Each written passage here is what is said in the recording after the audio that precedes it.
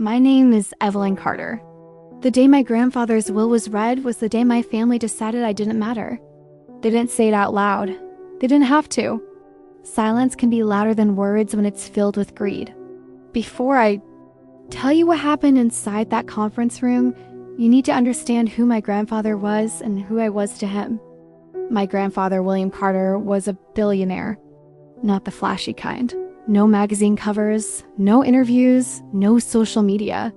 His money moved quietly, the way real power always does. Real estate, shipping lines, private investments. Entire companies. Lived or died based on whether he answered their calls. To the world, he was ruthless. To my family, he was a walking bank account. To me, he was just my grandfather. The only one who ever listened without interrupting. I wasn't the favorite grandchild. I didn't work at the family firm. I didn't attend charity galas. I didn't ask for anything. I built my own life. A modest apartment, a normal job, a quiet existence. And because of that, they thought I didn't belong, especially after my grandfather died. The law office smelled like expensive wood polish and old money. Everything was too neat, too controlled. My family was already there. My Uncle Thomas pretending to look solemn. My Aunt Linda whispering behind her hand. My cousins smiling like kids waiting for Christmas morning. No one hugged me. No one asked how I was holding up. They didn't see grief. They saw competition. I took a seat at the far end of the table. That's where I always sat. The attorney, Mr. Holloway, adjusted his glasses and opened a thick leather folder. He spoke slowly, formally, almost carefully. William Carter was a man of strong convictions, he said. I almost laughed. My uncle received $20 million in controlling interest in 2 companies. My aunt received a mansion in Florida and a trust fund large enough to erase generations of guilt. My cousins received cash, cars, properties, gasps, tears, smiles that tried and failed to look respectful. And with every name called, I felt myself disappear. Evelyn Carter. The room shifted. Some faces turned curious, others smug. She is to receive a personal letter from the deceased in a sealed envelope. That was it. No number, no property, no money, just paper. Someone laughed softly, not even trying to hide it. My aunt leaned toward my uncle and whispered, I told you. My cousin shook her head like this was justice. I felt heat crawl up my neck, but I didn't cry. I didn't react, because my grandfather taught me something important. Never give people the satisfaction of your pain. The lawyer slid the envelope toward me. It was simple. No gold trim. Number, seal. Just my name written in my grandfather's handwriting. My hand shook when I touched it, not from anger, from recognition. Every Sunday evening, I sat with my grandfather on his back porch. We didn't talk about money. We talked about people, about betrayal, about how families destroy themselves when greed replaces love. He used to say the loudest people at the table are usually the least deserving. At the time, I didn't know. He was preparing me. Before the meeting ended, Mr. Holloway spoke again. There are additional instructions, he said. Everyone leaned forward, but his eyes stayed on me. These instructions apply only after Miss Carter opens the envelope. My uncle frowned. What kind of instructions? He snapped. The lawyer didn't answer him. Instead, he said something that made the room feel smaller. William Carter specifically requested that the envelope be opened in private. I stood. Every eye followed me. The whispers started immediately. Let them whisper. Because for the first time that morning, they were nervous. I walked toward the door, and as my hand touched the handle, I realized something. My grandfather hadn't left me nothing. He had left me control. And whatever was inside that envelope was about to change everything. I didn't go home after the will reading. I didn't trust myself to be alone with my thoughts just yet. Instead, I drove. No destination. No music. Just the sound of the road and my breathing. The envelope sat on the passenger seat beside me, untouched, unopened, like it was watching me. People think fear always comes from bad news. But sometimes fear comes from the possibility of truth. Because if my grandfather really had left me nothing, then all those quiet Sundays, all those conversations, all that trust meant nothing. And I wasn't ready to face that yet. I kept driving until the city lights faded and the road narrowed into something familiar. I pulled into the gravel driveway of my grandfather's lake house, the same place where he taught me how to fish, the same place where he taught me how to read people. The house was locked, but I still had the key. I always did. Inside, everything smelled like dust and memories. I sat at the old kitchen table, placed the envelope in front of me, and finally I opened it. The paper was thick, heavy, the kind of paper meant to last. And the handwriting, steady and deliberate. The first line took my breath away. If you're reading this, Evelyn, it means you were strong enough to walk out of that room without begging. My throat tightened. He knew. He knew exactly how that moment would feel. I read slowly, letting every word sink in. I gave the others what they demanded, their whole lives, money, without meaning. You, I gave a choice. I stopped. Choice. My hands trembled. My grandfather's letter continued. Your family believes wealth is inherited. I learned the hard way that it is earned, sometimes by suffering. I remembered the nights he spoke about betrayal, business partners who stole from him, relatives who smiled while planning his downfall, and suddenly everything made sense. If I left you millions today, they would destroy you for it. Slowly, quietly, legally, I swallowed hard. Because he was right. They already hated me for receiving nothing. If they thought I had received everything, they would never stop. At the bottom of the envelope was another folded paper, smaller, typed this time. 1. Return to the family estate within 7 days. 2. Accept a temporary position managing a neglected property owned by the family trust. 3. Tell no one about this letter. If you complete this without interference, the second letter will be delivered. No signature? He didn't need one. I wasn't angry. Not yet. I was hurt. Because he hadn't protected me from them. He had placed me right back in their reach on purpose. 3 days later, I arrived at the family estate. The same house where I was never allowed to feel at home. Maya greeted me with fake concern. We were worried about you, she said. I smiled. Lied. I'm fine. They were scared now. They were already watching me. They assigned me to manage a failing rental property, an old apartment complex. Low income. High complaints. They thought it was humiliation. Busy work.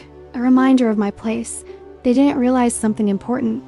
My grandfather built his empire by starting exactly like this. The books didn't add up. Money was missing. Maintenance funds redirected. Fake invoices. I saw it immediately.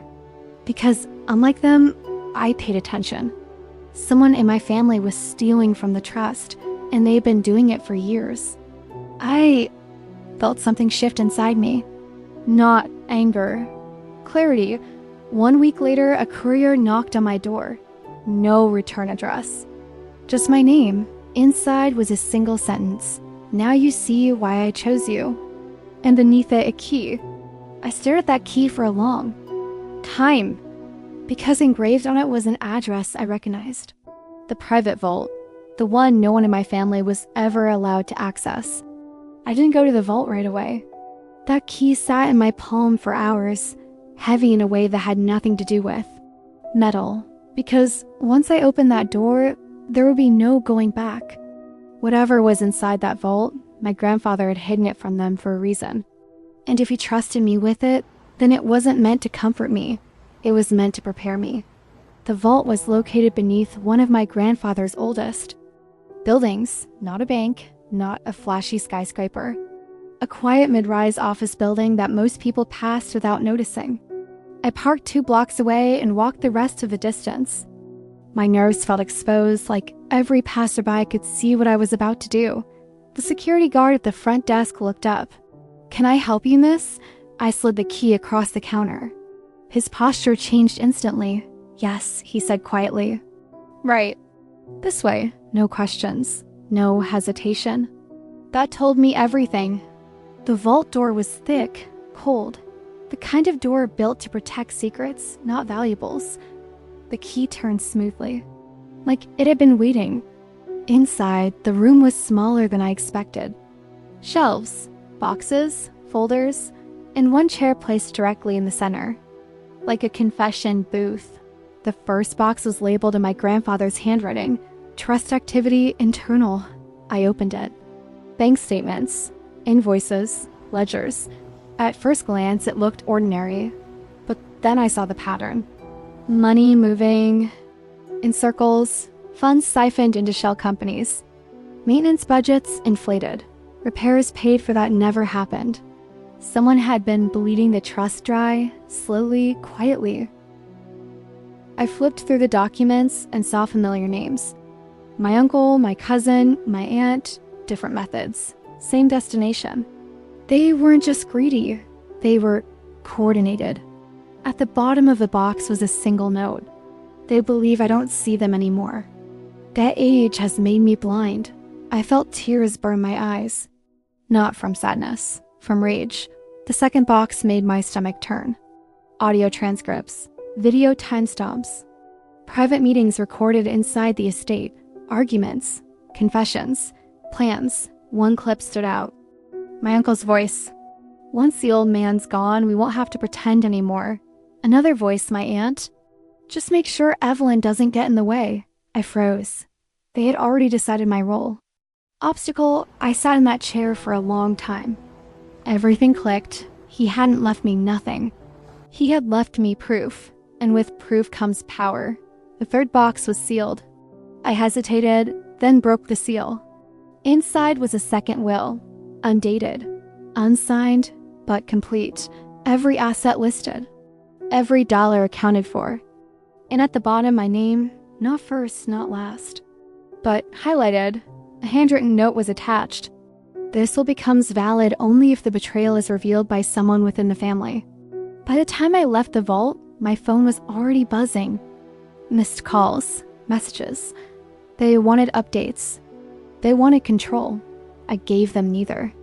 I spent the next few days quietly documenting everything, every whispered conversation, every suspicious email, every nervous glance. I even started leaving. Subtle reminders for them, an invoice misplaced here, a note about auditors there, enough to make them question each other, but not enough to reveal my hand. One afternoon, my aunt called me. Her voice was tight. Evelyn, have you spoken to anyone about the trust? No, I said calmly. Why? Just be careful. I smiled after hanging up. They were scared now. I decided it was time for the next stage. One mistake. One careless word, one public slip, and their empire of lies would start to collapse in a way that even lawyers couldn't stop. I called for a family meeting in the grand hall. Everyone shuffled in nervously. Thomas tried to mask his fear with a stern look. Aunt Linda tried to smile, but it didn't reach her eyes. My cousins avoided eye contact, unsure what I was about to say. I stood in front of them, calm, measured, and in control. I know you've all been watching your own interests more than the family trust. I know about the missing funds. I know about the fake invoices. I know about the threats you've made against each other and me. The room went silent. They thought they had been discreet. They had been sloppy. And now everything would be exposed. I began presenting the evidence. Each ledger, each email, each recorded conversation. I didn't need to accuse anyone directly. Their own words did the work for me. Thomas, I said softly, you moved funds without approval. Linda, you falsified invoices. And you, I said, turning to my cousin, planned to manipulate me as well. Their faces went pale. Aunt Linda's hands trembled. Thomas's jaw tightened. My cousin finally ran from the room, sobbing. The empire of lies they had built for years was collapsing in front of them. It was not a moment of joy. It was not vengeance for the sake of revenge. It was justice. They had underestimated patience. They had underestimated discipline. And most importantly, they had underestimated me. I retrieved the second will my grandfather had left me. The one that had been locked in the vault. It was legitimate. It was binding, and it named me as the primary heir. Not because I had begged, not because I had taken shortcuts, but because I had proven capable, wise, and patient. I smiled quietly. The inheritance was not just money. It was power. It was respect. It was justice delivered the way my grandfather intended. Sitting in the grand study, reflecting on everything, I realized something important. Money is not always the measure of worth. Patience is stronger than impulsive greed. And watching, listening, and acting with precision is sometimes the most powerful weapon. The family I thought I knew was shattered by its own flaws, and I emerged not just richer, but wiser. Sometimes the world teaches harsh lessons, but those lessons are not always about wealth. They are about character, about patience, about understanding who truly deserves trust. My grandfather's legacy was not in dollars. It was in the knowledge of how to survive betrayal, and in the way he prepared me to turn that betrayal into justice. Greed destroys, patience empowers. And sometimes the quiet ones are the ones who see it all and win in the end. I placed the envelope back in the drawer. The documents, the recordings, the proof all in order. I looked around the estate one last time, and I whispered to myself, "You taught me well, Grandpa, and I did not fail you." Because in the end, justice was not loud. It was precise. It was deliberate. It was mine. The next day, I called for another family meeting. This time, there was no pretense. No polite smiles, no whispered excuses. Everyone was tense, eyes darting nervously, because they already felt the shift. They could sense I held the cards. I stood in the grand hall, my voice calm, deliberate, and controlled. "I know what you've all done. I know about the funds that were moved without approval, the fake invoices, and the manipulations behind closed doors. I know who tried to intimidate whom, and I have proof." I laid out the documents, ledgers, and recordings one by one, letting each piece of evidence speak louder than I ever could. Their faces went pale. My Uncle Thomas tried to mask his panic, but the tremor in his hands betrayed him. Aunt Linda covered her mouth, unable to speak. My cousins shifted uncomfortably, knowing their schemes were exposed. I didn't accuse them. I let their own actions do it for me. Every whispered conversation, every greedy plan, every lie they thought they had hidden was laid bare. I told them the second will existed, the one my grandfather had left for me, and it was legitimate. It named me the primary heir not because I had begged, not because I had schemed, but because I had demonstrated patience, clarity, and integrity where they had shown only greed. The realization hit them all at once. Their empire of lies, built over years, crumbled in a single afternoon. I felt no joy in their suffering. This was justice, not revenge for the sake of cruelty. My grandfather had prepared me for this moment, and he had trusted me to execute it wisely. I spoke quietly, almost softly, but each word carried the weight of truth. Greed destroys families. Secrets ruin trust. Lies always surface when the right person watches closely enough. They had underestimated me, underestimated patience, and underestimated the quiet power of observation. I reminded them that the estate, the businesses, and the trusts were not just about money, they were about responsibility. Those who betrayed that trust had lost the right to claim it, but those who acted with honesty and integrity would be the ones who endured. I signed the official papers transferring control, finalizing my grandfather's instructions, and with that, the estate, the investments, and the legacy were mine to protect. Sitting alone later in my grandfather's study, I reflected on what had happened. This was more than inheritance. It was a lesson in character, patience, and justice. Money alone cannot make someone worthy.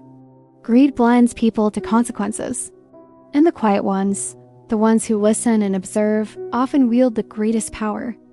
My family was fractured, but it was their choices that caused it. I walked through the estate one last time and whispered to myself, "Grandpa, you taught me well. I did not fail you." Because in the end, justice is not loud. It does not boast. It is precise, deliberate, and patient. And sometimes the people who seem powerless are the ones who ultimately control the outcome.